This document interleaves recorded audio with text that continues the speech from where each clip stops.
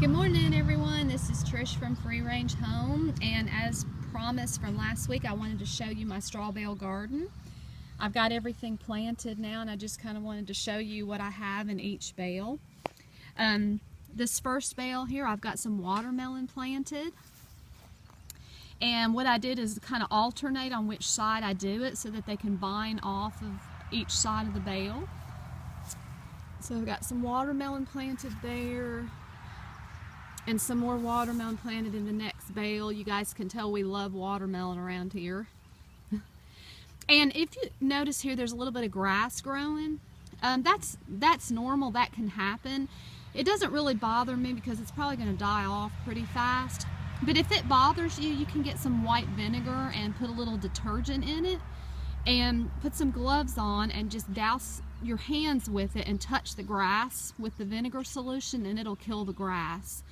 But just be careful because it will also kill your plants. So you can either leave it alone or you can do that and it'll get rid of it. I've got a green pepper plant here, and I've got a tomato plant, and I've already got it staked.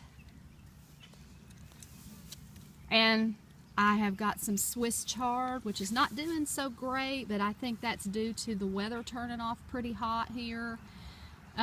It's more of a cool weather plant, and it's gotten pretty hot here, so I think it's probably not doing too well because of the heat.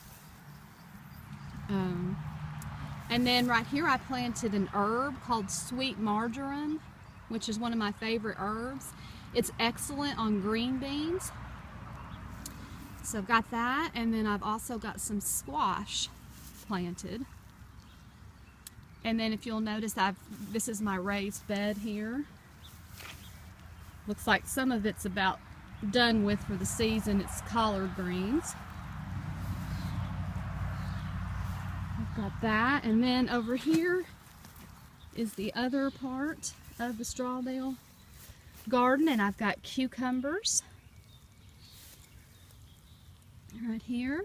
And I'm actually going to put a trellis up for these. I put a green post in the ground, and we're going to build a trellis across the top for some of these to climb up. Right here is a seed bed that I planted pumpkins in, 2 pumpkin plants. And as you'll see, I still have the mushrooms growing, which, like we talked about last week, is not a bad sign. That just means it's still decomposing like it's supposed to be, and they should die out soon, but they're not hurting the plants at all. And then this, I planted some carrots in this bale. And we have more tomatoes. This is cherry tomatoes, along with some basil. Basil and tomato plants grow well together, so I put them together on the same bale. And then I believe I put one more squash plant right in here on this end, an acorn squash plant. And then these other 2 bales, I planted purple fingerling potatoes. And you don't see those coming up yet. They'll probably take them a few days to come up. But that's everything, and I just wanted to show you guys how I've got it all. I've got the water running right now on the soaker hoses. And like I said, this is just kind of an experiment for me. This is the first time I've done a straw bale garden. So I'm learning right along with everyone else, and I just wanted to show you how it's doing. The good thing about this is you can do it no matter how much space you have.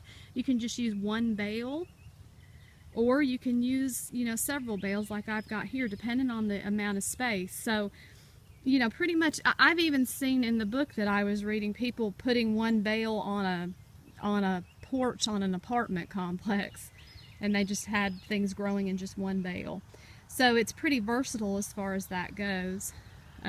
One thing, it's not as sustainable as I would like it to be because it does require water pretty frequently, which means you've got to provide the water for it because it's not going to get enough through rainfall, generally speaking. So that's kind of one downfall that I don't like about it, but it's a great way to try to grow a garden using a different method and in small spaces. All right, guys, well, thanks so much for checking in, and I will see you guys tomorrow.